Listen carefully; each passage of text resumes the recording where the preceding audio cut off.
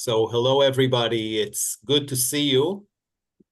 As we gather here tonight, I must note that today has been one of the hardest days since the war began, with millions of Israelis forced into shelters and casualties also reported. So if you have a siren during the meeting, feel free to leave us. If you have enough time, write on the chat. We also hold in our thoughts the 101 hostages still held by Hamas, hoping for their swift return. These ongoing traumas, both collective and individuals, make tonight's discussions about Erich Fromm particularly poignant and timely. Fromm's deep understanding of trauma, his insights about hope in the face of destruction, and his emphasis on maintaining our humanity during times of crisis resonate powerfully with our current reality. In an era of global upheaval and rising dictatorships, Erich Fromm's insights feel more relevant than ever. As mental health professionals, we face complex challenges.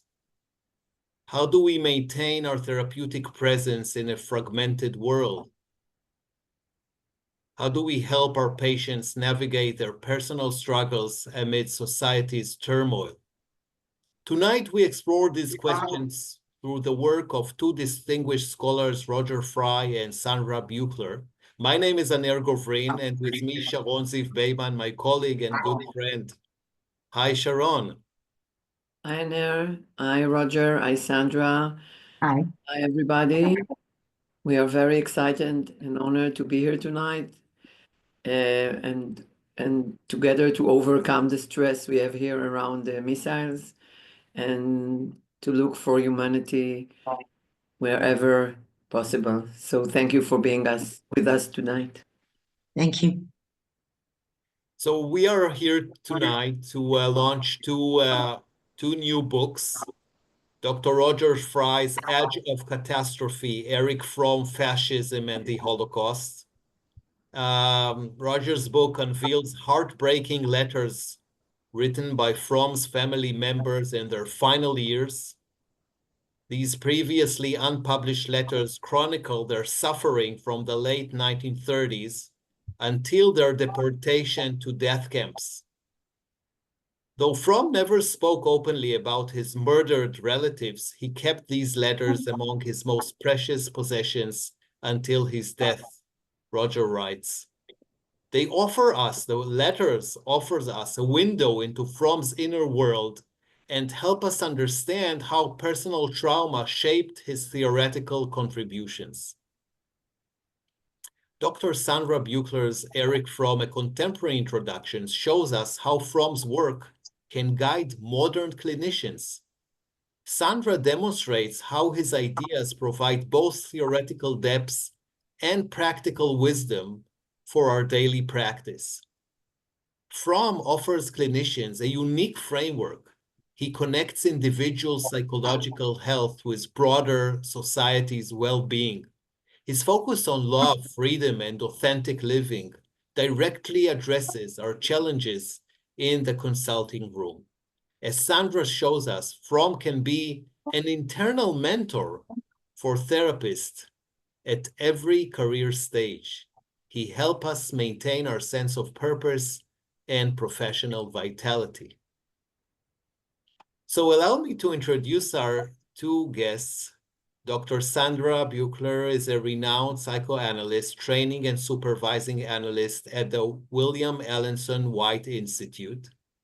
Her influential books include the Gradiva Award-winning Making a Difference in Patients' Lives, Still Practicing the Heartaches and Joys of Clinical Career, Understanding and Treating Patients in Clinical Psychoanalysis, Lessons from Literature, and Psychoanalytic Approaches to Problems in Living. Dr. Roger Frie is a distinguished scholar, professor of education at Simon Fraser University, affiliate professor of psychiatry at the University of British Columbia in Vancouver, and psychoanalytic faculty and supervisor at the William Ellenson White Institute in New York. A clinical psychologist, psychoanalyst, historian, and social philosopher, Frie is the author and editor of numerous acclaimed works, including the award-winning book, Not in My Family, German Memory and Responsibility After the Holocaust, and History Flows Through Us, Germany, the Holocaust, and the Importance of Empathy. Hello, Sandra and Roger. It is a pleasure having you with us, and thank you for coming. Thank you. It's an honor to be here. Yes. So I would like to ask each of you to describe your book and what led you to the study of Erich Fromm. Roger, you can start, please. You want me to start? I think Erich Fromm has always been a part of my life, if I could put it that simply. I grew up seeing his books on the shelves of my parents. I grew up hearing his work talked about, perhaps most particularly when I visited Germany, because I grew up primarily in Canada and Switzerland. And when I attended university, I sought to understand my own German background better.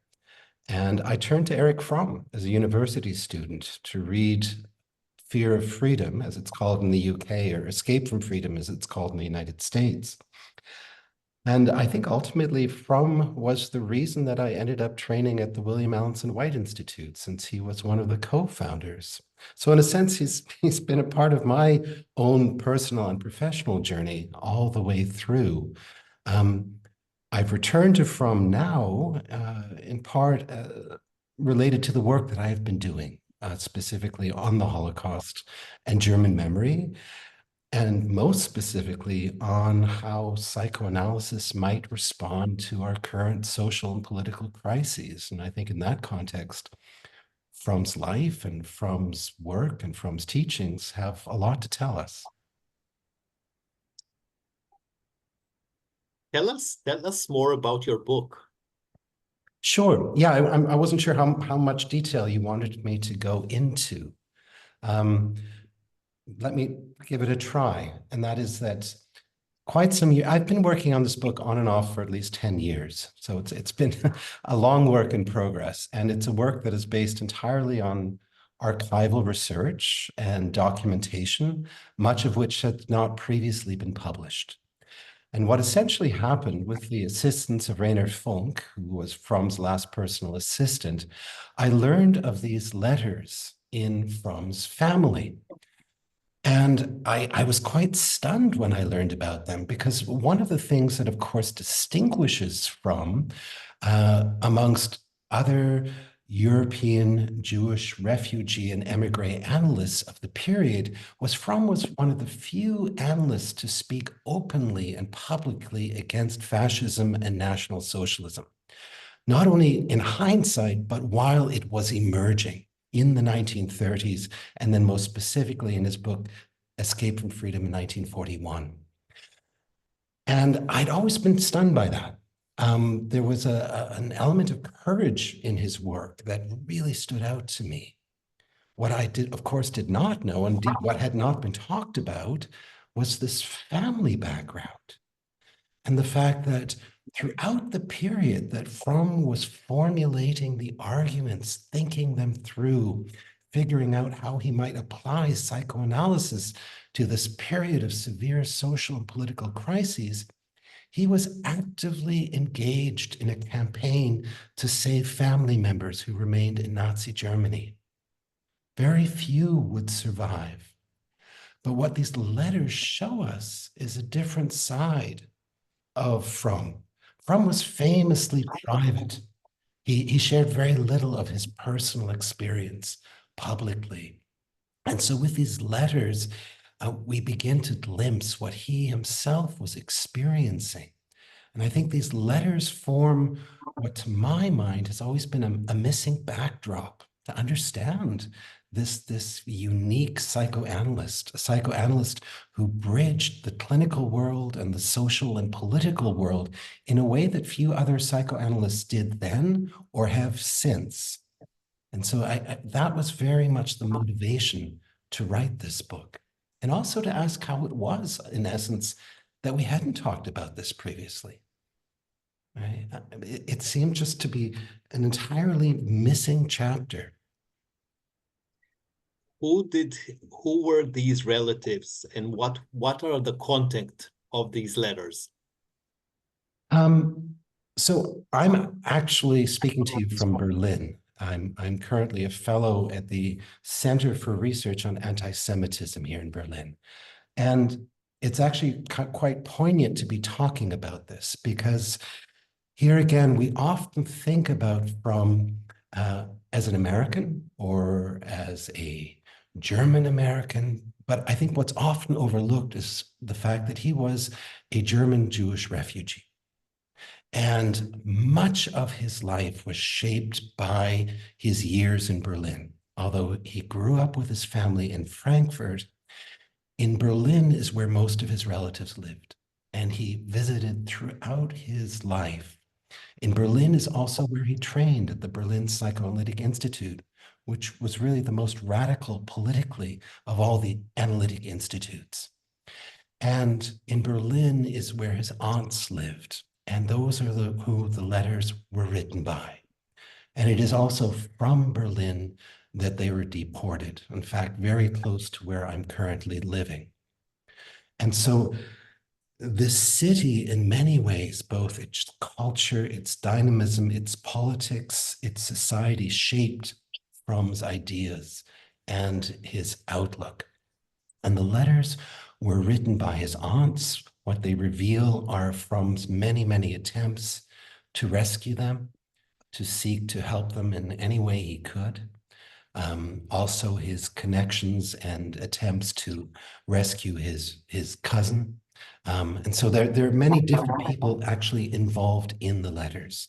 And Fromm stood out within his family because Fromm was one of the few to not only have escaped Nazi Germany, but to have an income as a professional in New York, as a tenured professor at the Institute for Social Research.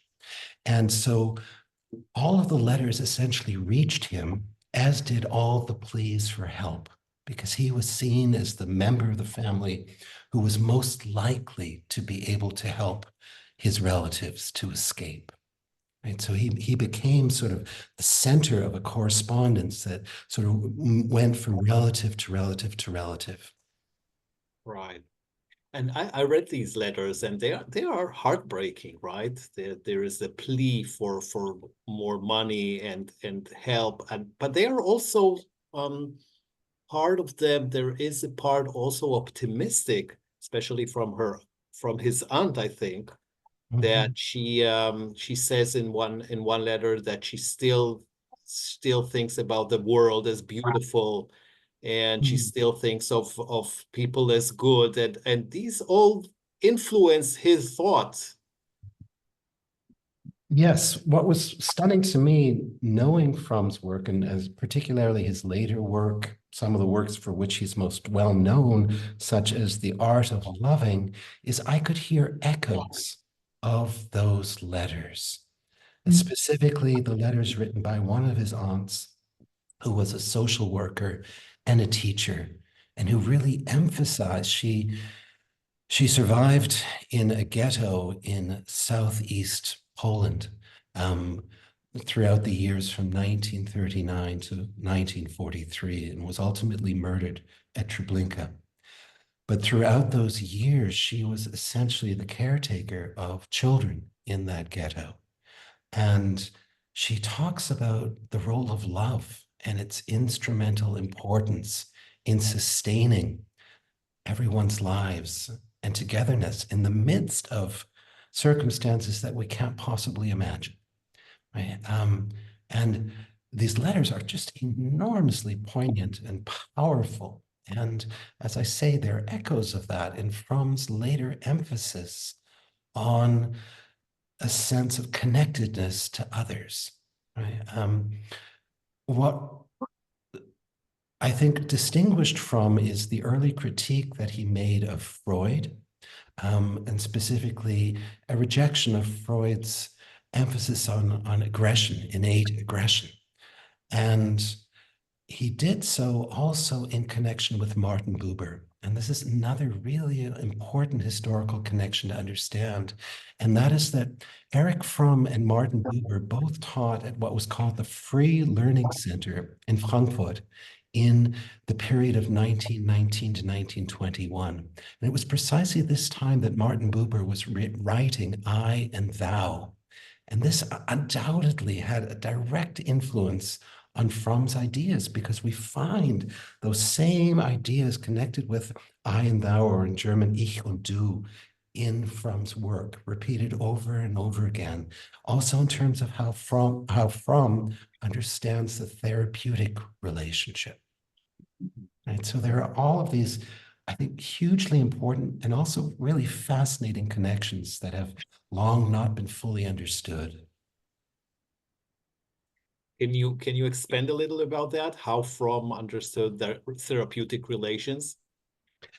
Oh, absolutely. And I'm sure that Sandra will expand on this as well. But I think first and foremost, there's a paper, an article. I'm particularly interested in the early Fromm. So the Fromm that we know less about, because we tend to associate Fromm with the Escape from Freedom publication in 1941. But many of Fromm's most important psychoanalytic works were published in German in the 1930s. So essentially in this decade of social crisis in which he himself moved first to Switzerland and then to the United States.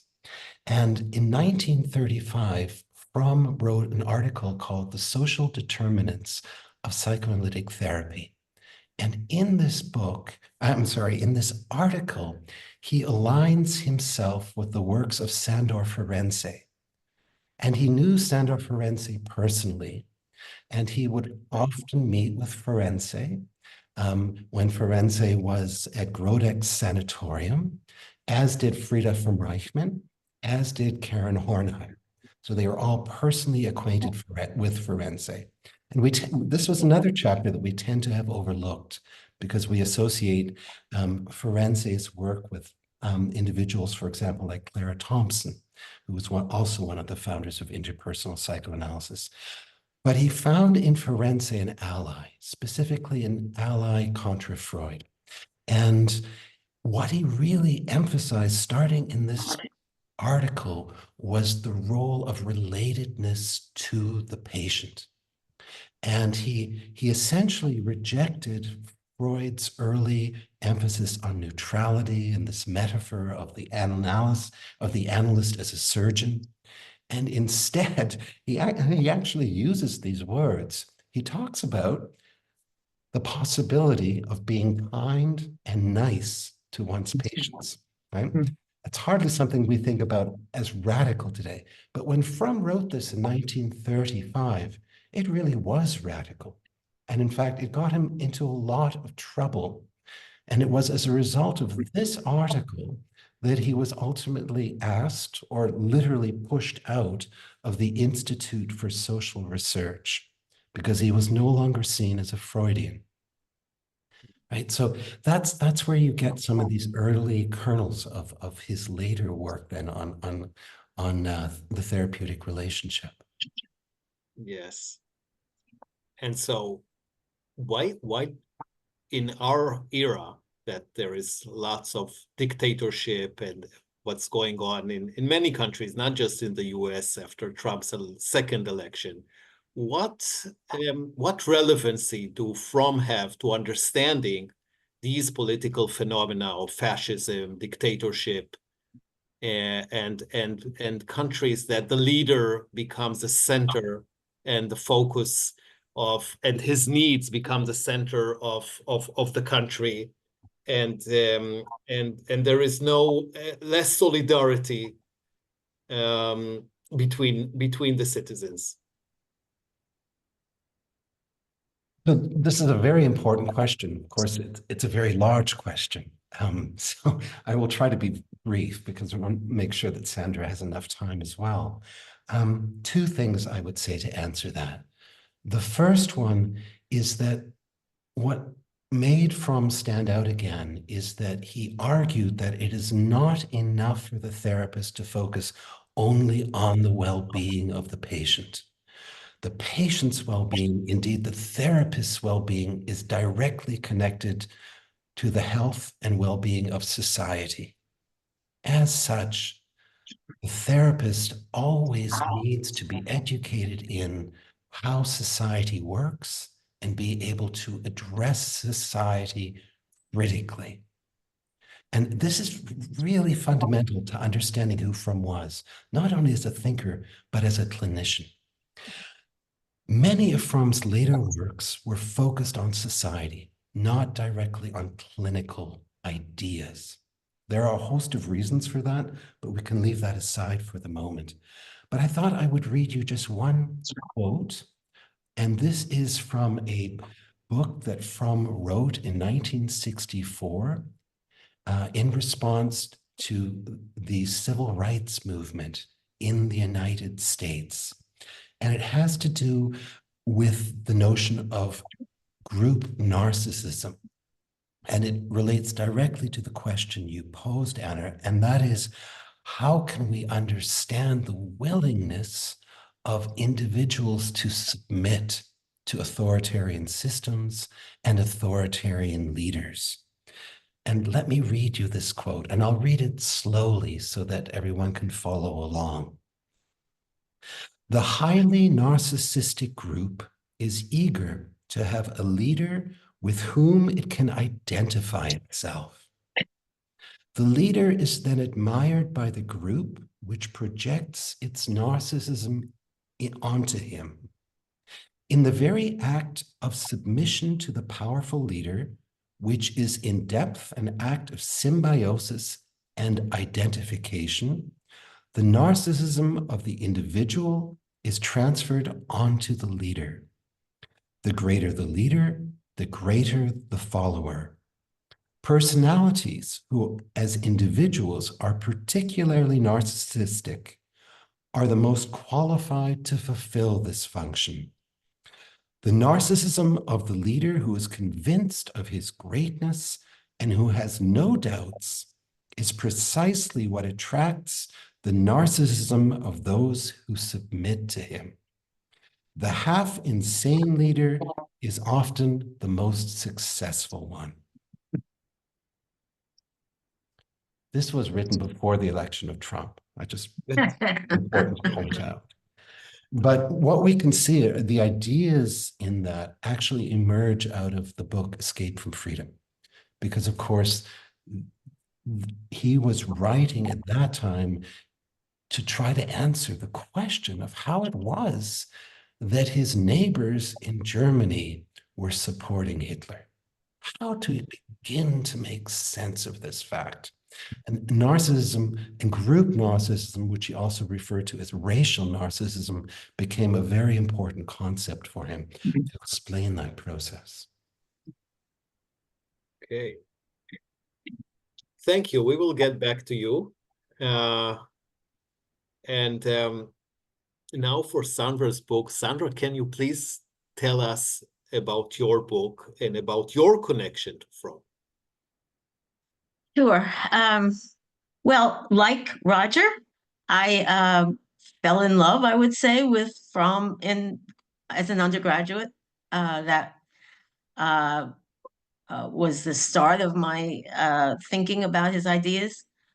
And read him again in graduate school in psychology, and again at the William Lansing White Institute, where I also trained. But where he became so meaningful for me was my first jobs as a psychologist. I was a psychologist in the veterans hospitals during the Vietnam War. And so there were young men who were coming to the hospital who had lost all their limbs, some of their limbs, and other injuries. And were emotionally very distraught in many ways. And I also worked on chronic wards in the state hospitals of New York.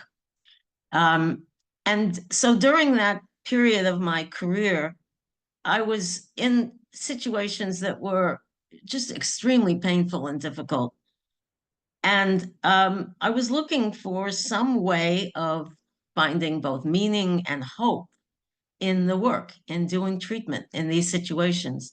And Fromm is one of the people who gave me that sense of purpose about treatment and that sense of trying to have courage, trying moment by moment to choose life when there was a choice, to vote in favor of it in some way, in the way that I was doing my work with people, and to have some kind of active hope, not just passive hope, really, but active hope, which was one of his concepts. So my connection with Fromm was really confirmed during those years, early years in my own professional development. I also feel like something I want to do and try to do with this book is to translate his ideas, his beliefs, his values into clinical action. What do you actually do in a session with a human being that is derived in some way from Fromm? Because that's one thing he didn't do. Roger alluded to this, that he didn't write a lot about clinical technique, even though he was a psychoanalyst. And one of the reasons for that, as I understand it, is he was afraid that if he got too specific about a clinical technique, that the clinicians would not use their spontaneity. They would become kind of mini Erich Fromms in some way. And so he didn't write about that. And I respect the reasons he didn't write about it, but I think it's extremely important to write about it. So I've tried to do that in this book and other places. Now, how do we take Fromm's views about purpose, Fromm's integrity, his really belief in being with people as you believe one should be, is his wholeness, his belief in what he sometimes calls center to center relating, his belief that health is about diminished dissociation, that dissociation is really one of the central problems in life, that more than repression, he believed in the concept of dissociation, that what we can't be conscious of is not only what we were conscious of and had to block out because of conflict, but what our society filtered out of our consciousness, what we were never, in a sense, permitted to be conscious of, what he called the social filter. So that his main concept in terms of what we're doing, what we're working on with people, is to help them dissociate less, basically. And so that, to me, is a very actionable idea. You can think about how to actually use it in a session with a person. And so the center relating, I'll just read a little quote from him. He said, the task of analysis is that the patient experiences something and not that he thinks more. Using Fromm, I think, is about trying to have an actual live moment with someone that might help them not only become more able to use all of who they could be, not only become more conscious of their experience, but actually be able to then go out and have other experiences with other people that widen their horizons. So we're trying to actually have an experience with someone and not just help them create a better theory of themselves. A couple of other quotes I'll just read. Indeed, we must become aware in order to choose the good, but no awareness will help us if we've lost the capacity to be moved by the distress of another human being, by the friendly gaze of another person, by the song of a bird, by the greenness of grass.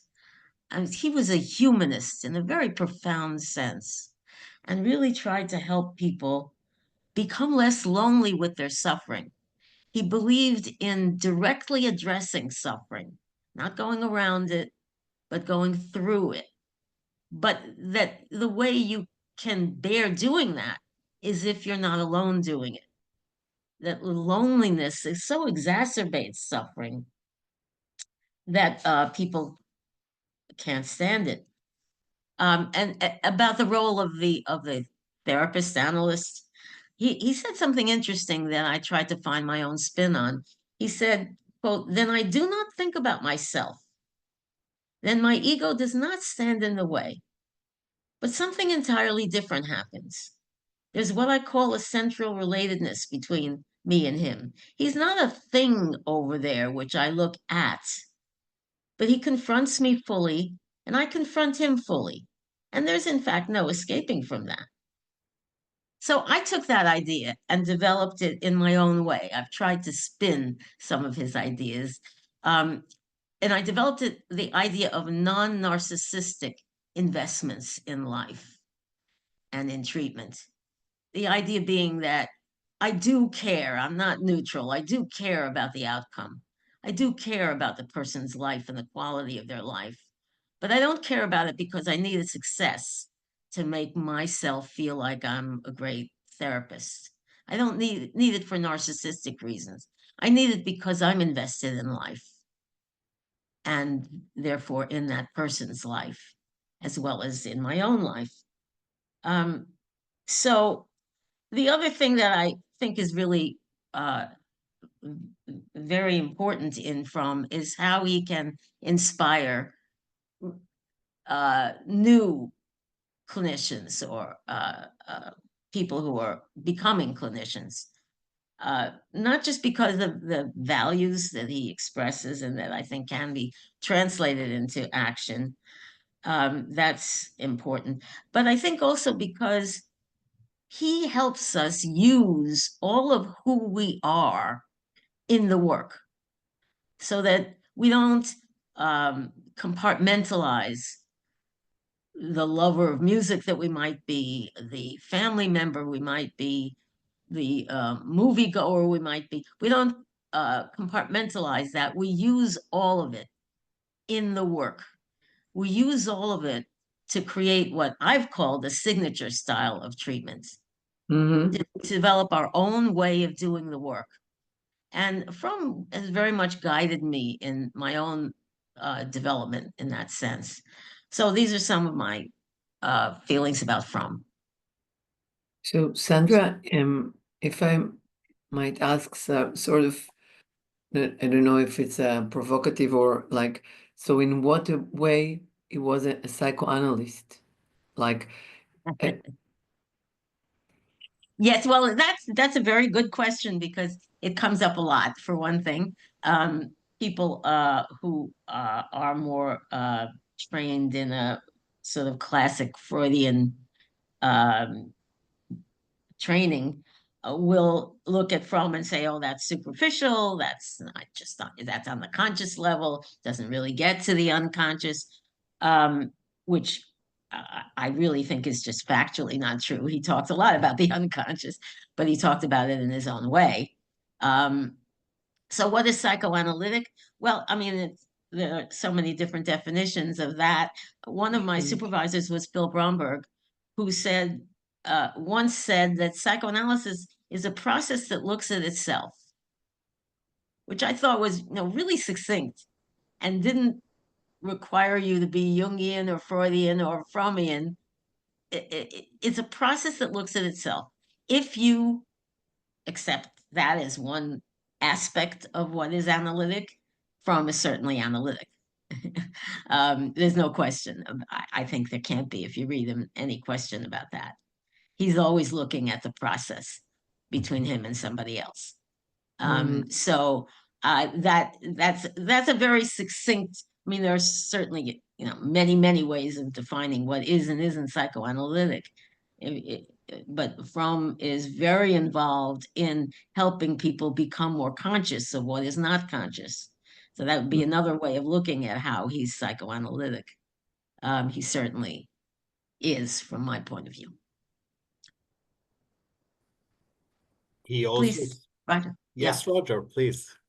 I wonder if I might just add to that, and I wholly agree with what Sandra just said, but I think we oftentimes associate Fromm with these books that he wrote for a much broader public, right?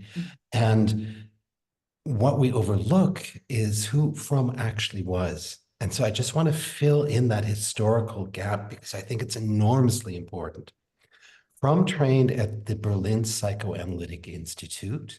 He was a member of what was called the Children's Seminar. It was called that because these were the younger analysts.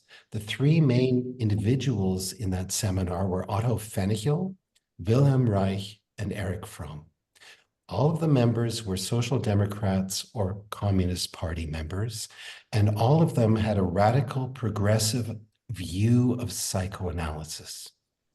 It was in the context of that work that they began to use the term social psychoanalysis to refer to clinical psychoanalysis in order to integrate society into the clinical situation. In 1930, Erich Fromm was hired by Max Horkheimer, the director of the Institute for Social Research, to be the director of psychoanalysis and social psychology, a position he held for 10 years at the Institute for Social Research. That history is almost completely forgotten. In 1931, Fromm was diagnosed with tuberculosis, and he had to go to Davos to recover, to Switzerland, to a sanatorium. Horkheimer was so concerned about losing Fromm's help that he actually wrote to Freud. And he wrote to Freud saying that Fromm had come down with this illness, that he was worried, and in the event that Fromm would not be able to come back, did Freud have any recommendation? I think, and Fromm's analyst was Hans Sachs, one of the original 5 disciples of Freud. That's important to know. Not only that, Fromm was a founder or co-founder of 5 different psychoanalytic institutes and organizations, all of which still exist today. And yet, we still pose the question, to what extent was Fromm a psychoanalyst? And that is fascinating in and of itself because it speaks to the struggle of what to do with a psychoanalyst who doesn't write extensively about clinical work, but rather writes about society and politics. And I think it says something about our profession and the struggle we have with individuals who don't fit our pre-existing understanding of what we imagine a psychoanalyst should be writing about. Right? So I just want to fill in that historical background because I think it's essential to know. Let me add to that. That's a very good point, Roger. Let me just add to that. Fromm sold millions of books to millions of people, not all of whom were psychoanalysts. And I think in my view, there's a kind of envy of people in the field who actually can cross over and sell millions of books. The same kind of thing, in a way, happened with Rollo May, who was also at the William Lansing White Institute and sold millions of books. And people would question whether he was really bona fide, And so I think there's more than one layer, let's say, of why that question comes up. I just want to make the point that my question was not coming from the point of view of the psychoanalytic police, like if he was psychoanalytic enough, but a real curiosity how he combined the psychoanalytic ideas about the unconscious or building the person's narrative, interpretations, and so on, drive theory, defenses, and is extremely humanistic ideas and of being with the person and creating the unique language of the person and challenging schemas. So it's a real curiosity how he combined the two traditions, not if he was kosher. Good to know. Okay, well, it's two ideas. Let me just put in there. One is one from Neil McLaughlin, which is recent, and is a wonderful writer. That Fromm had optimal marginality, by which he meant that Fromm had one foot in sociology and one foot in psychoanalysis, and that because of that, many people have derided him for that. Again, going back to the police, but Neil was saying, and I agree with Neil, that it was an advantage, that because he was in part in two different fields, he could look critically at each field, but he also knew the language of each one. He was an insider outsider. And Roger could speak to this more than I, but that was his position as a Jew in Germany. That was his position as the only child in his family. In other words, he had one foot in two places in more than one period of his life, let's say, an aspect of his life. So he had practice with it. But what you're also raising is one of his central concepts was the concept of social character. Social character is a way of being that that is, in a sense, promoted by the social cultural situation that you're living in. It's a pattern in a sense that it gets transmitted by the family. And so, for example, there are periods of time and cultures in which marketing orientation, what he called the marketing orientation, flourishes in the society. This way of valuing yourself according to how the market values you. So that's one of the social character, non-productive social characters that Fromm talked about. There are many other aspects to this, but the concept of social character is key to understanding how he integrated looking at society and looking in depth at a human being psychoanalytically.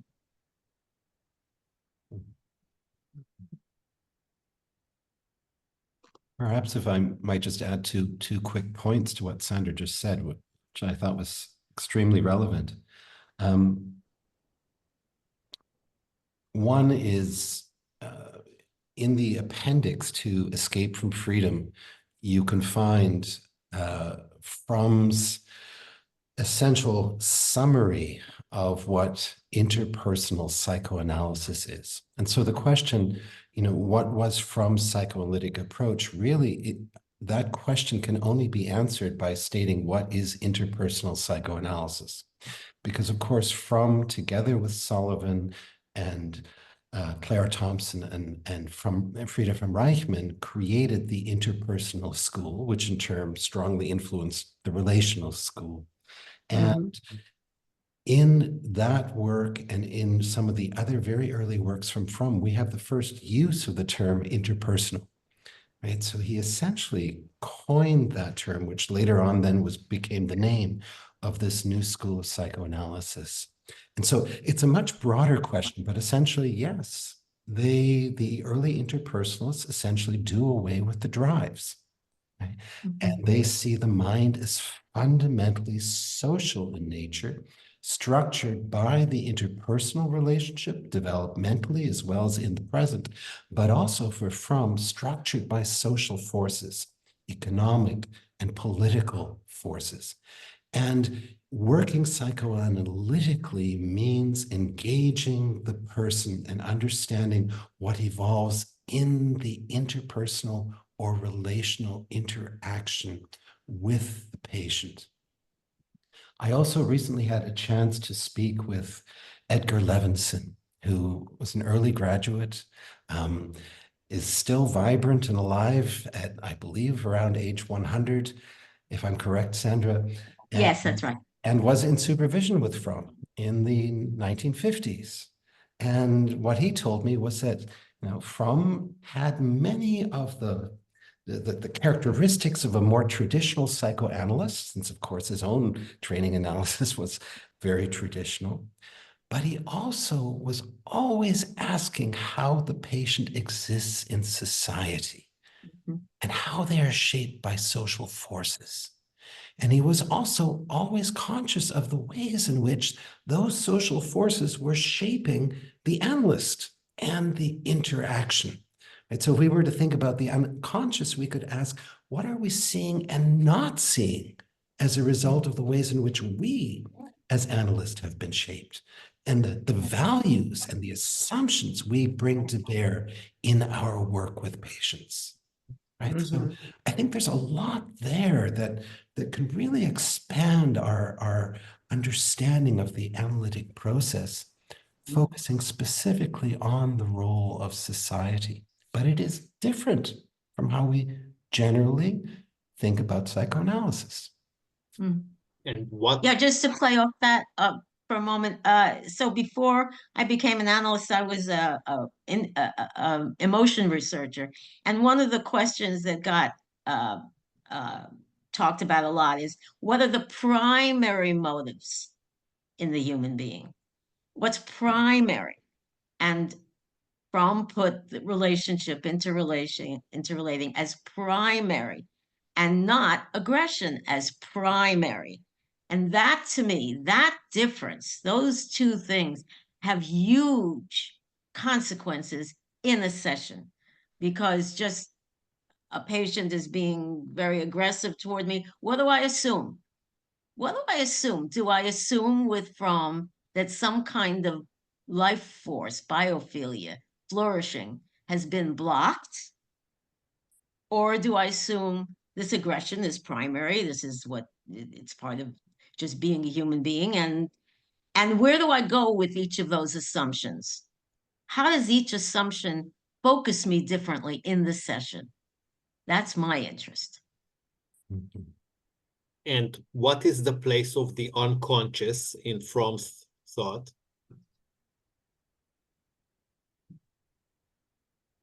Sandra? The place of the unconscious, well, the unconscious is that he used unfortunately man instead of human or humankind. So he said the unconscious is the total man. In other words, it's all that we potentially could be aware of if we didn't have the social filter that filters away some of the things that we just can't be conscious of because our particular culture and society wouldn't be advantageous. So so it's the total man, total human, let's say. That's what the unconscious is for him, for Fromm. And that's where we're trying to go in treatment, in a sense, toward the total human, toward, he says in one place, if I have eyes, I have the need to see. If I have ears, I have the need to hear, etc. It says, whatever is in you, you need to express, to connect with. And it's society's job to help you flourish, to help you become all that you could become, be all that you could be. That's society's job. To whatever extent it doesn't do that, it's failing. So it's self-fulfillment, like you have to fulfill your Exactly right. And that's why Fromm was not, and he was criticized by some of the Frankfurt group for this, but it wasn't true. Fromm was not an advocate of adaptation to society. In fact, he was the opposite. He wrote many times that the clinician is the physician of the soul. He used that Plato's phrase, the physician of the soul, not an adaptation counselor. It's very firm and consistent in Fromm, that idea. So he's trying to help each individual become all that that person could be. And If to I make may, more conscious the social forces that the social and the interpersonal forces Exactly.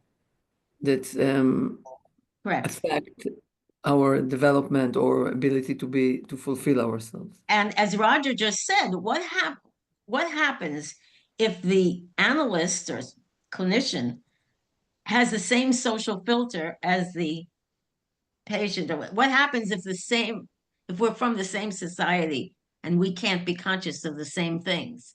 Well, what happens is that the treatment is limited by that. And if you can expand, if Fromm believed that each of us has a inner born self, something we bring with us that we want to fulfill, or what we want to fulfill is also a result of the interaction. Is there a authentic self or like something that is our inner self is something we bring with us to the world, or it's also the result of the social interaction? My understanding of Fromm is that there's a kind of that both the fundamental human being that we all are, the aspects of being human that we have in common and bring to the world, in interaction with our interpersonal experience, including our social experience, our family experience, that the two are, there's a synergy in a sense between the two, that they both shape who we are. yeah, maybe I can speak to different aspects of that.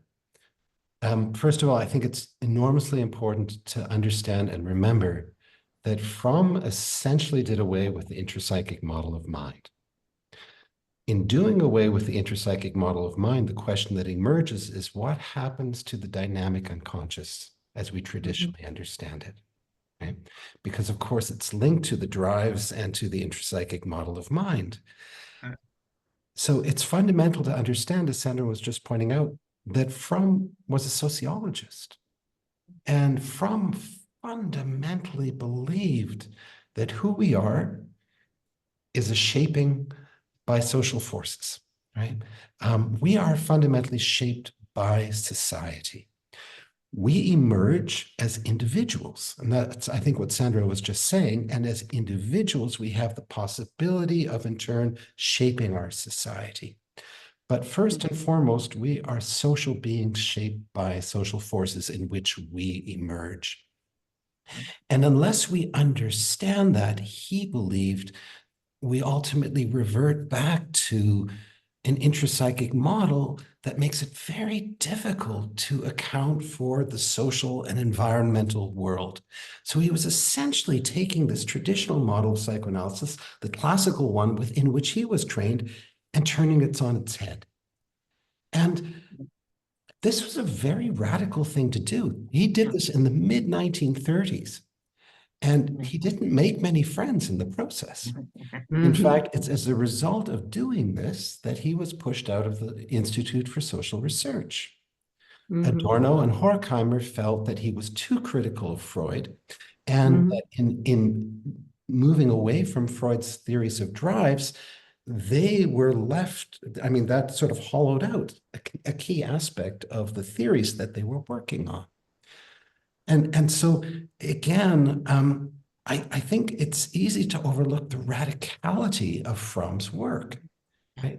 In part because, to a certain extent, it's just filtered into our general understanding today. But Fromm paid dearly for it. He was ostracized.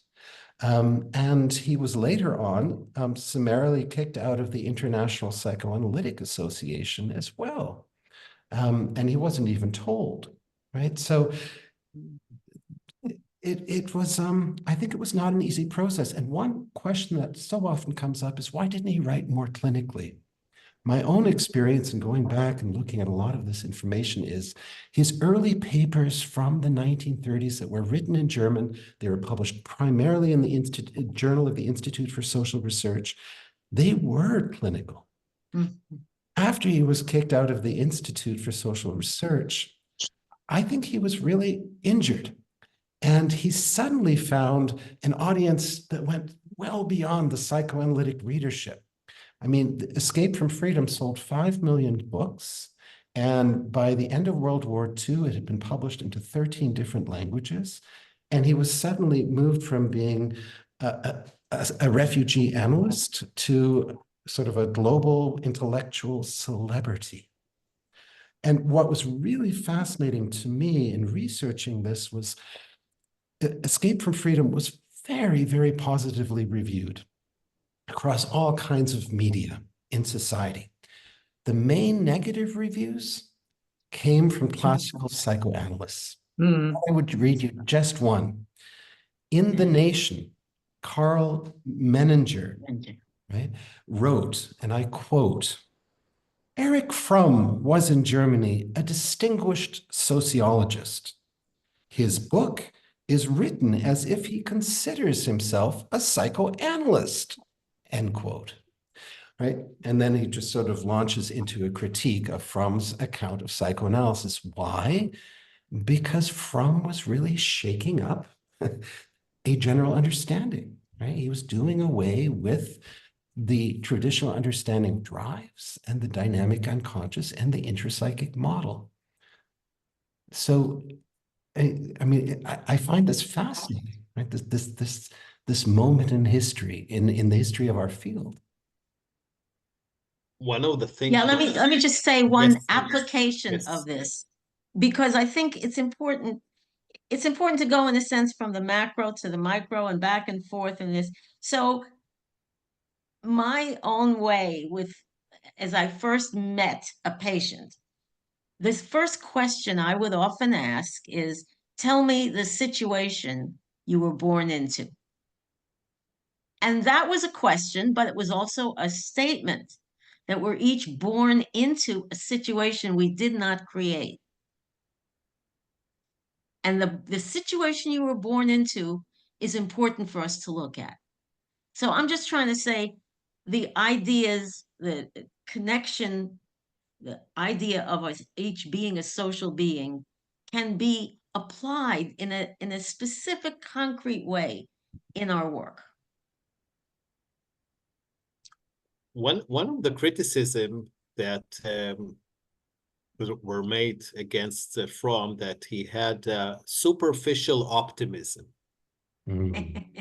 And when you read even Sandra, what you wrote about the integrity and the courage of the analyst, it seems a little bit describing an ideal therapist, whereas much of the literature today, especially from relational authors, discusses how we therapists cannot be ideal, and even that it is dangerous to strive to be an ideal therapist. What do you think, Sandra? Well, first of all, I would distinguish between him being an optimist, which Roger, you can help me with this, but I do not think he was an optimist. I mean, I think, you know, he talked, for instance, about people in his society being like patients on the critical list in an ICU. I mean, the society itself was on the critical list. That was in an interview that was published in 1986 posthumously, but he that's what he believed. He was not an optimist. He did, in my view, he was not anyway, but he did, however, espouse values. And when Roger was talking before about the about the appendix to Escape from Freedom, I was thinking about a part of that which is called the credo. I believe. Each sentence starts with I believe X, Y, and Z, and it talks about his values. He did assert values. He was reaching for an ideal. I don't think that means that he believed that we are ideals, that we're ideal analysts or people, but to reach for it, yes, he did stand for that. Not an optimist, though, not in my book. But if I may, very quickly, Fromm described himself as being hopeful. Hopeful. He didn't describe himself as being an optimist.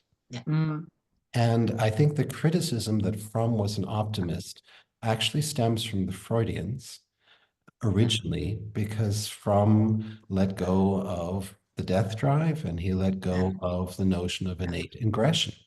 Yeah. And yet, Fromm's two, I think, most deeply researched books both dealt directly with human destructiveness. Mhm. Right? Escape from Freedom and Anatomy of Human Destructiveness from 1973. And he actually responds to these critiques as well. Right?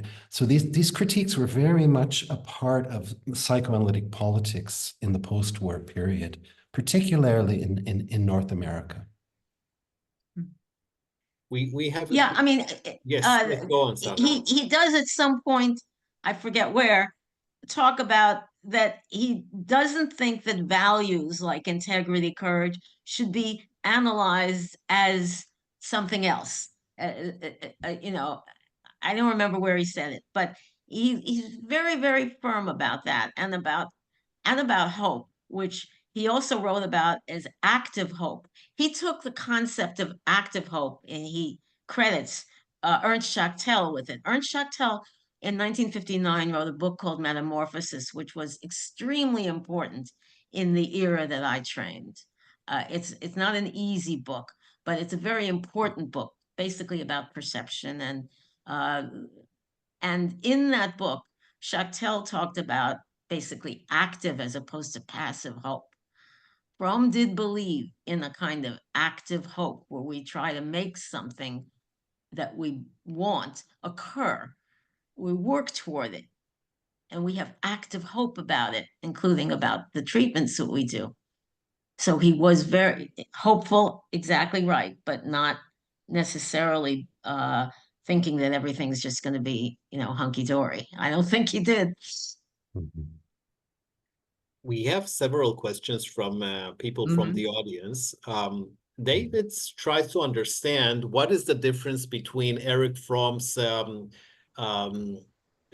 attempt to understand society and Freud's attempt to understand society, especially when Freud wrote papers like group psychology and the analysis of the ego.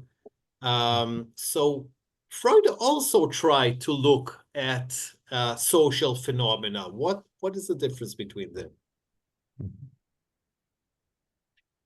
Well, one difference is, again, what's primary. I mean, for Fromm, and this has been picked up and worked on in different ways by the relational group. For Fromm, the relationship is primary. The social is primary. It's what's put in the driver's seat, in a sense.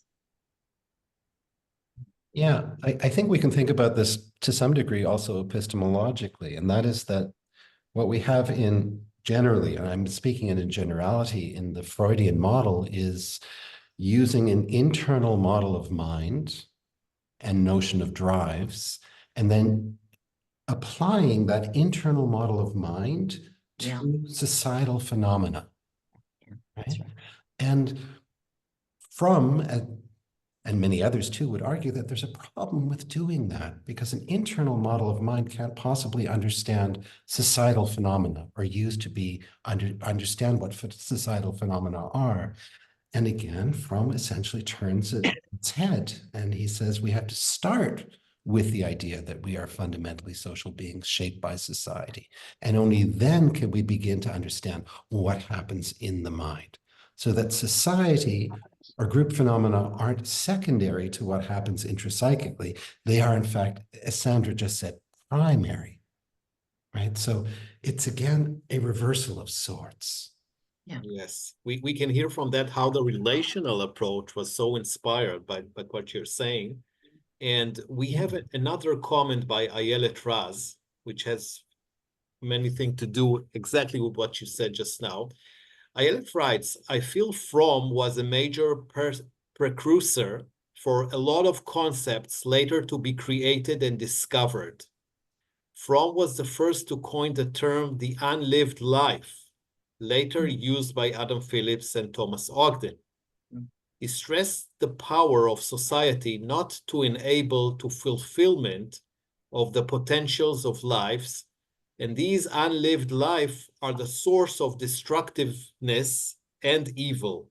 Furthermore, it's amazing to find very similar terminology regarding person-environment relationship to Winnicott. But while the later refer to the mother as environment, Fromm referred to the social environment. And I would also add that Fromm placed a very strong emphasis in the 1930s on the role of family. So not just the mother, but the family unit, and the way that the family unit itself becomes the medium through which the individual, the child, is shaped by society. So the family essentially becomes the social filter.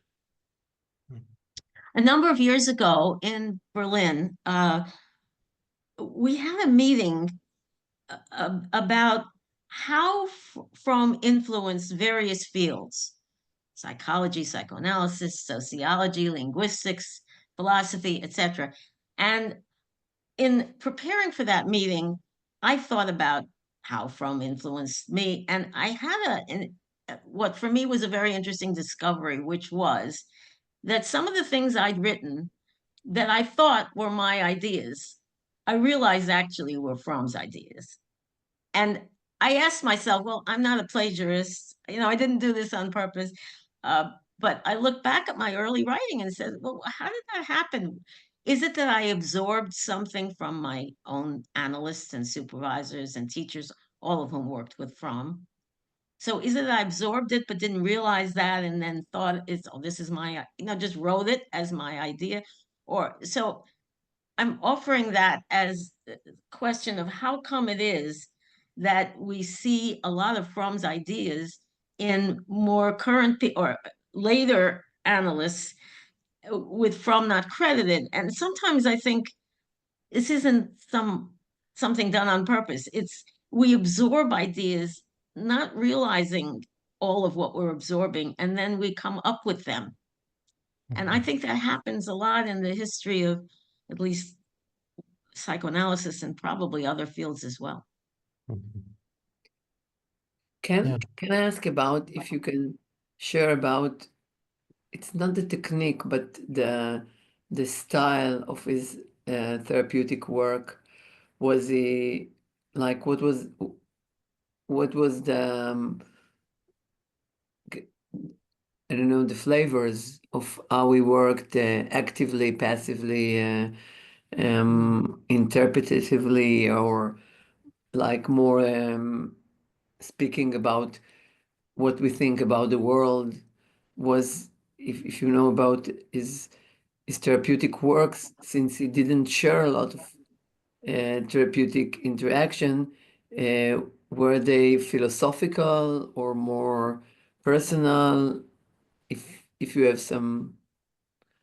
Well, he told people exactly what he was going to do. He described in the first sessions, he described, I'm going to observe things and I'm going to tell you what I observe. He told people exactly what he was going to do. And he believed in what he called, you stick your neck out as a clinician, meaning you don't worry so much whether the patient's ready to hear something. When you're worrying about that, that's probably really what in our language now we would call countertransference. It's really you're worrying about how this is going to land with the patient. It's not that you know that the patient isn't ready for something. You stick your neck out. When you see something, basically you say it. So he was very direct, very interactive, which is another difference from the Freudian model. And I think very honest and as he called it, center to center. And I also want to add, because he didn't write much about clinical technique or give case examples, what has happened is that people have read into his work, oftentimes their own political perspective. So even within the interpersonal school, you have Sullivanians sort of criticizing the Fromm's approach, right? And it's fascinating in and of itself. I participated in helping put out a book called The Clinical Erich Fromm, probably 15 years ago, which were accounts given by supervisees and analysands of Fromm. And what comes through, as Sandra says, is that he was very direct and he was very interactive. What doesn't come through, and this is the critique that's often made, is that he was difficult and insensitive. And so when we hear that critique, I think it's always important to ask who's making it and for what reasons, right? So, but this is, he's sort of, he's oftentimes a figure on which I think there's been a lot of projection, right? And it's important to take that into account as we try to understand how he worked and what he actually said from what he didn't say and from the ways he didn't work. A few of my friends actually worked with him, Sonia and Salvador, in Mexico. He was, he spent some of his career in Mexico and was very influential in Mexican psychoanalysis. And so they have said to me that he was demanding in a certain way. And he had a kind of a high bar, an expectation for you.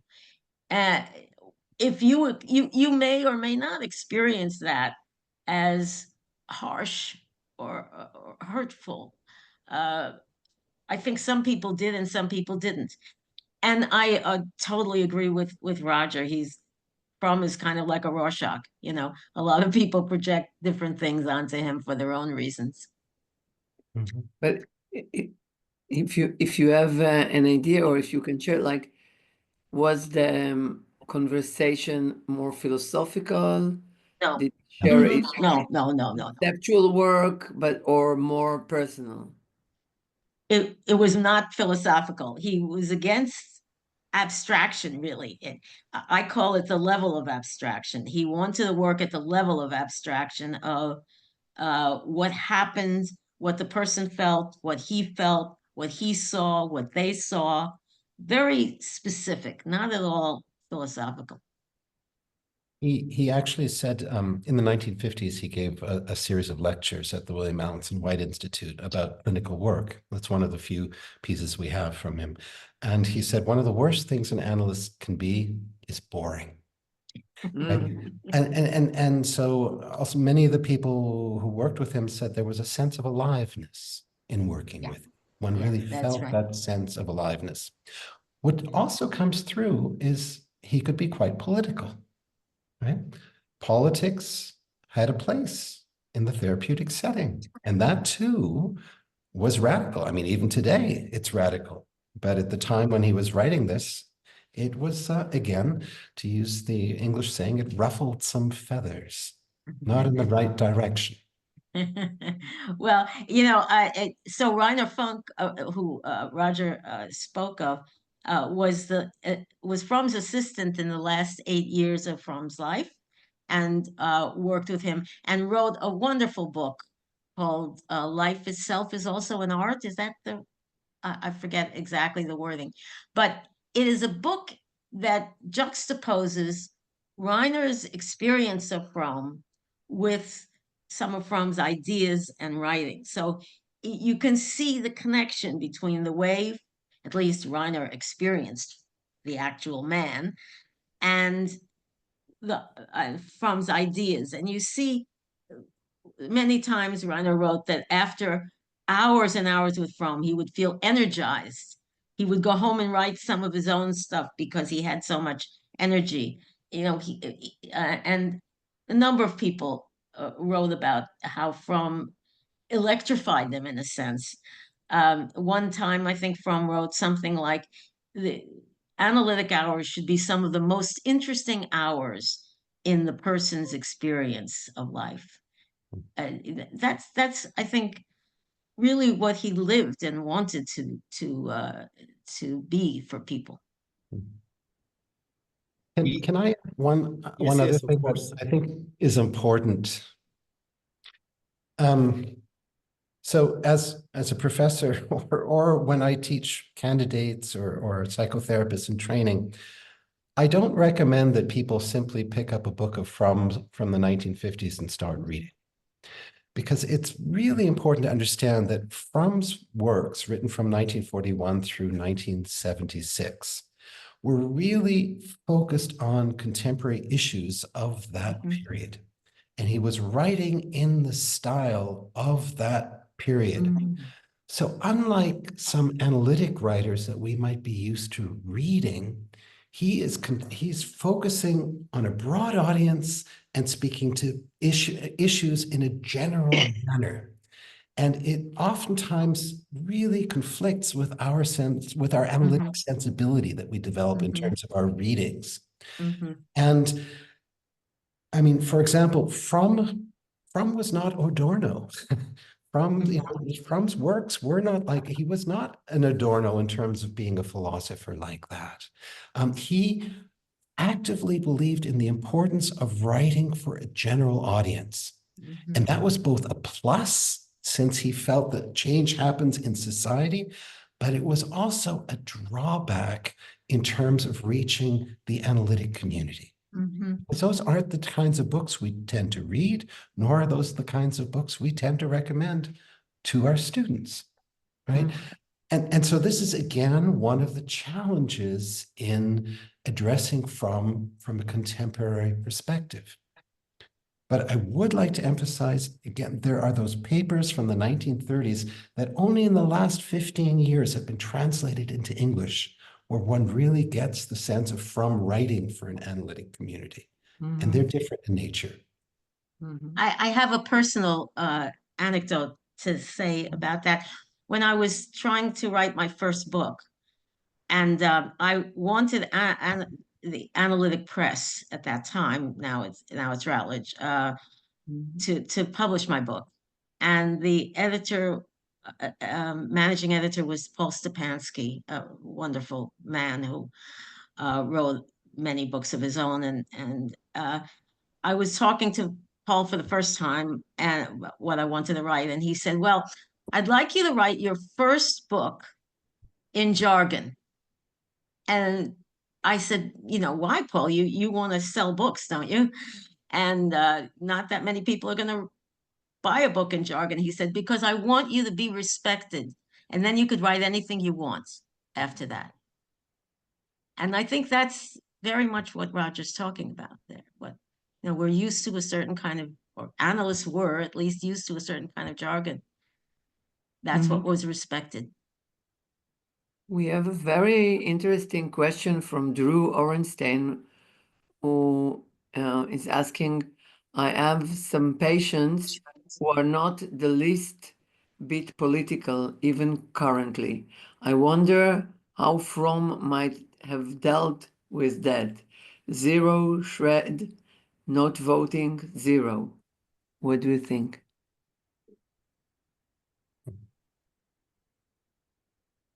Sandra? Well, I don't really know. That's a good question. I think he might have thought that something was being dissociated.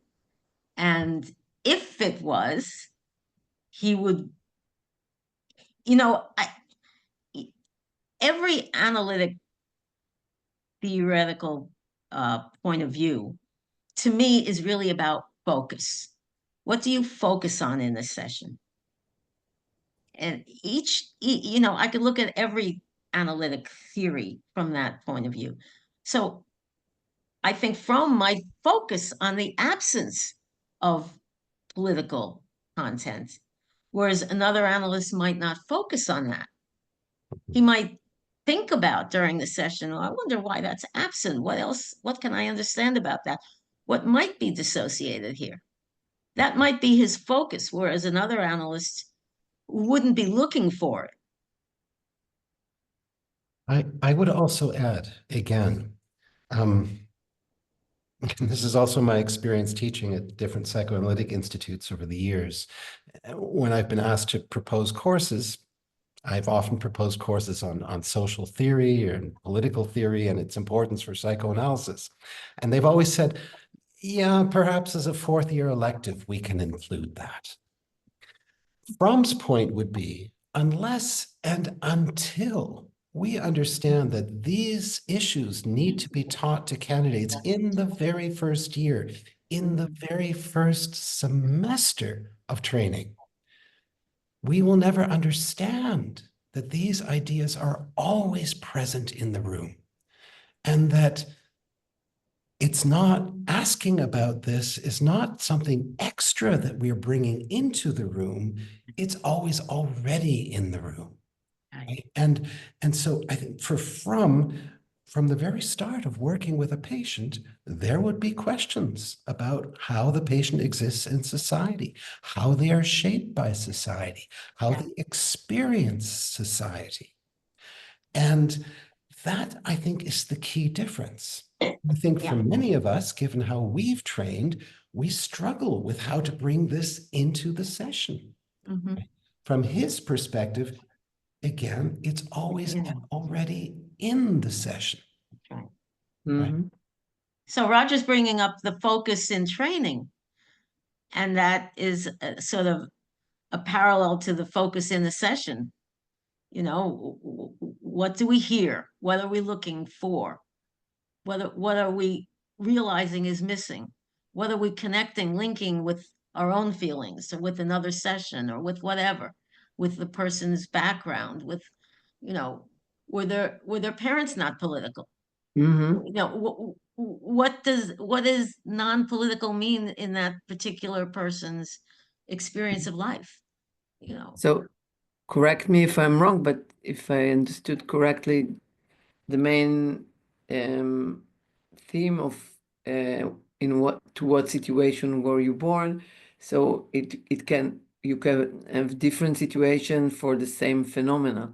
Like different patients can be non-political from variety of reasons. It's not Absolutely. Absolutely right. one. Mm-hmm. Mm-hmm. We have another question from Noga Guggenheim. She asks, were there in his work the buds of mutuality and self-disclosure, terms that are relational cornerstones? Yes, absolutely. Mutuality is a term that appears very early in his work, back in the 1930s, right? The notion of self-disclosure, of course, that can be variously defined. It can mean different things depending on the context in which we talk about it, is also present. It's present from his very endorsement of Ferencz's approach in 1935, from his interactions with Ferencz in the late 1920s and early 1930s, right? So yes, both of those concepts are extremely relevant. And I would say contrasting with Sullivan, who didn't really write about mutuality in any sense. Was he open person? Did he talk about his his own experiences, or was he private? Go ahead. In my experience, he was private, right? And I think that can be understood culturally, right? He was German, you know, raised in the 1910s and 1920s and 1930s in that very specific intellectual environment, and one did not talk about oneself. He changed with time, and it's important to remember he was living in the United States only for 15 years, from 1934, 35 until 1950. In 1950, he moved to Mexico City, where he lived for the next 22 years. And he set up the first psychoanalytic institute in Mexico City. He was submerged in the culture of Mexico City. And that also shaped his work. Right? And so we have in Fromm sort of a decolonializing perspective in his later works, right? That I think it's just worth remembering. I mean, it's also referring back to something Roger said before. There's very little case material. So exactly what he did in a session, we have to assume, you know, we don't factually really know that much.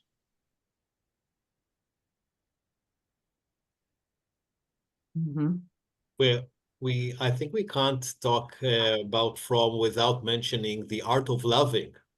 No. That book was published in 1956 and became Fromm's most successful and widely read work, establishing itself as cultural phenomenon that transcend traditional academic boundaries.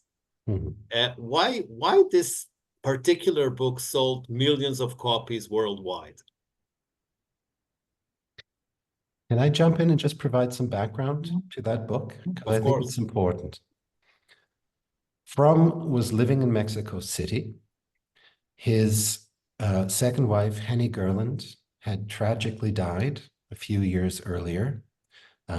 It was her health. She was also a refugee, and it was her health that led them to move to Mexico City. And he was contacted by a publisher and philosophy professor in New York City who said to him, we have this new series that we're starting and we're asking different people to write about different subjects. We wonder whether you could write a small book about love. It's not a book that he had planned to write, nor was he working towards writing a treatise on love.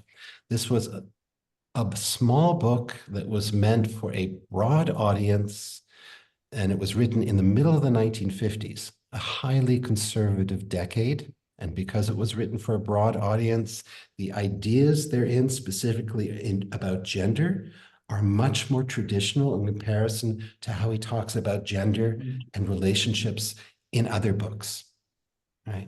And what's fascinating to me is, as you say, it's touched a chord. This book sold somewhere between 25 and 30 million copies worldwide to date. Continues to sell.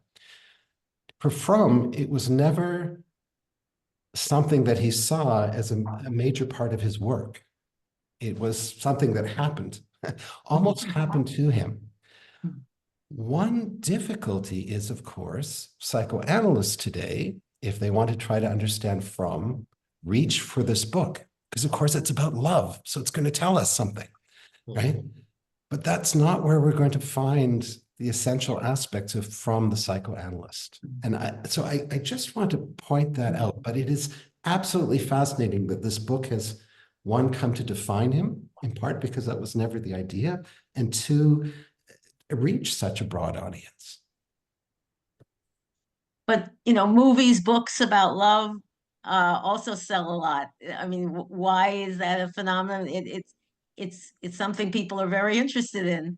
And Fromm had met the love of his life, Aner, who everyone that I've heard say anything about this said that they really did have an extremely evident love for each other. And so love had also come into his life. But there are also some serious thoughts about love. There, very original thoughts about love. It's not the way people used to think about love. First of all, the art of love means that you need to be committed, and his link about loving and understanding is also very unique. It has less the component of something that is pleasant and joyful, and has a little bit of touch of work, of commitment, responsibility. Yes. Very absolutely about giving rather than receiving and needing. I think one way to understand his conception of love, and I try to point this out in the book, is number one, a response to the historical period. I mean, the Holocaust had ended. less than 10 years before he was writing this book. The Korean War was raging, in which 4 million people died, right? And it was a response to that period. Right? At the same time, when you look at this book and you compare it, for example, to Martin Buber, right, you find many of the same ideas present. And that's not by chance, because Fromm emerged within and worked within the dialogical tradition of philosophy. Right. So many, I think, Aner, you're pointing to that. Many of those ideas can be philosophically understood in relation to dialogical approaches. I think where you get the idea of work, he did think about love as a practice, something you practice. In other words, loving, he thought about it as a verb. And as Roger said, he thought about giving love rather than being loved as the focus. And he thought about how people can love but still and be concerned about the other and both people retain their individuality, not give that over, not fusion, not love is fusion, but love is an activity that includes caring, concern about the other human being. So he did have very you're right to say very important, interesting, and different ideas about love. Roger, it's very interesting to hear briefly your own personal familial history and how they connect to the subject of your research.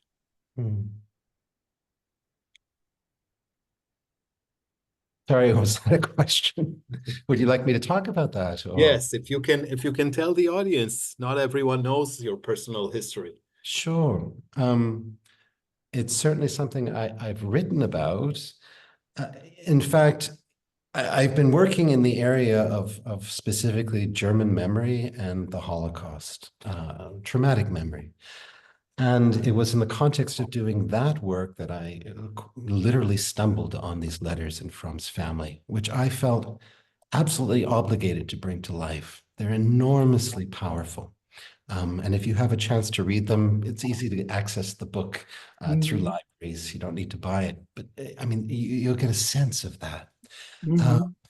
I also felt it was important to bring these letters to light because of my own background. And that is that my family is German, although I grew up mainly outside of Germany. I discovered late in life, in fact, not until I was in my 40s, that my grandfather I had known was a member of the Nazi Party. It was something that in my family had been silenced, that no one talked about. There was a lot of shame associated with it. I grew up in a liberal and progressive family. Rather than confronting this past, it was covered over in silence. And I was confronted with trying to make sense of this as a psychoanalyst, and as a psychoanalyst who has also worked with many patients who are members of Holocaust surviving families. And so this was very, very present for me in doing this work. And also, I think most particularly in understanding Fromm's arguments in Escape from Freedom about how it was that his contemporaries, people he grew up with in the same neighborhood, supported Hitler and turned against their own neighbors. And of course, my grandfather was the same age as Fromm. He lived in Berlin at the same time as Fromm. And so this made doing this work enormously poignant for me, and oftentimes very difficult, right? So I think that's the background to it. And I actually talk about that in the book because I did not feel that I could ethically write about this or translate the letters without also first sharing my history so that the reader knew it and didn't learn about it later on. And so I made the choice, a difficult one, to actually bring my own family history into my discussion, which was somewhat controversial, I think, for some readers, understandably. But do you think that Fromm could be empathic to the situation of people who were structured into fascist way of being, like what, if you can imagine, or what is your estimation that what was his capacity for people who were structured to not to be free, but to be, that were structured into authoritarian situation? Yeah, I think what you're pointing out is absolutely essential. And this was the essence of Fromm's approach, right? It was an empathic approach, trying to understand how these people were shaped in such a manner that they were willing to support a regime that was ultimately bent on genocide, right? That he believed that as psychoanalysts, we need to find a way to understand that process, and that process cannot be explained through drives, through an aggressive drive. Rather, the aggression that we see, the hatred that we see, has to be understood as forming in society. Because if we're going to create change, we can't just create change in the individual. We also have to understand the social forces so that we can address them. Right? So this was his approach, and I think there was a powerful quotient of empathy involved in that. Did he ever? Sure, Sandra. Just to share for a moment, my first outpatient that I ever saw was an American Nazi, who only found out that I'm Jewish a couple of years into the work. And I won't go into, we don't have a lot of time. I won't go into the details about that. But so I had a sort of firsthand experience of empathic work with someone whose ideology I absolutely abhor. So I think it is possible therapeutically to have empathy in a way for other aspects of who that human being is also, and without in any way agreeing with the ideology. Yeah, distinguishing empathy from sympathy. Absolutely. And if you maybe towards the end of our very interesting conversation, if you can expand a little more, what were his idea about how to affect the social forces? How can people make a difference, or make a change, or create freedom in a situation where freedom is not obtained? And it corresponds with Josh Weiss' question in the chat. I'm wondering about your thoughts as Fromm scholars about these insane days politically, and about us who are in unbending war. If you want to comment. Well, just I could say that Fromm was an activist, Yeah. and particularly in the issues of nuclear proliferation. He was one of the founders of SANE, the organization. He believed in activism, and he didn't just believe it; he lived it. Yeah, I think Fromm's, just as Sandra said, Fromm's life is a really good example of that. He was choosing not to write specifically for a psychoanalytic audience. He wrote about social and political issues because he hoped to have an impact. And by all means, he did have an impact. He commanded enormous audiences, something that's difficult for us to imagine today, writing a book. And he also believed that the psychotherapist needs to work with individuals, patients, but also needs to be active in society. So he really shows us the model of being both a psychotherapist, and a social activist. He believed that the two go together. You know, I kind of think that we each find our own way of contributing in a sense. You know, Fromm also was a speechwriter for Eugene McCarthy, someone who tried to become president of the United States. He used his writing ability in his activism. Somebody else might use some other talent or ability that they have to try to promote what they believe in. I think there is here a sentence that's cited by Elaine Philipson. It's a wonderful ending to our conversation. And she writes, Fromm said, satisfaction in individual love cannot be attained without the capacity to love one's neighbor. Thank you so much for this conversation. It was very, very inspiring and just what we needed in these awful, awful days. Thank you for making it happen. Yeah, Thank thanks you for the honor of the invitation. And thank you for the inspiration and for the encouragement to be an activist. We'll try. Yeah. And you are welcome to stay to read the responses of the audience. Thank you so much. Thank you. Good night. Good night.